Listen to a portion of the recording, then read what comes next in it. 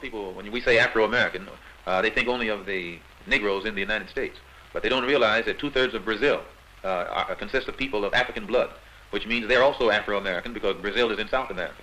And in all of these, many of these countries in South America and Central America, and even in Canada, they are heavily populated with people whose ancestors came from Africa. So when you total up the number of Afro-Americans, real Afro-Americans, in the Western Hemisphere, there are perhaps 100 million.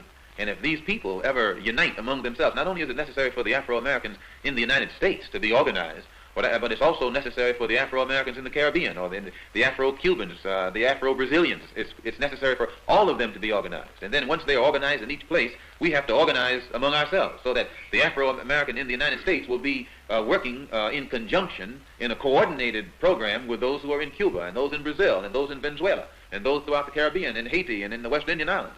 And in this way, we actually get strength.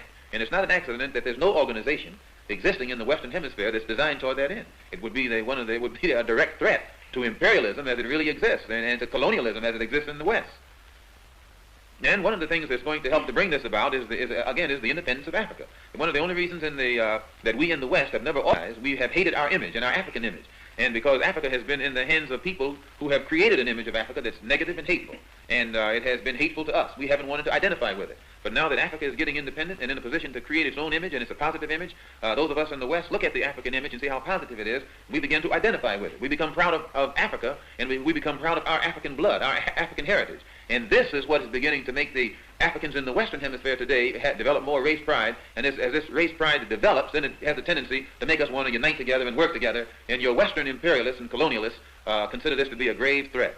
More threat than communism or Marxism or socialism or anything else. The Africanism is what they consider to be the real threat.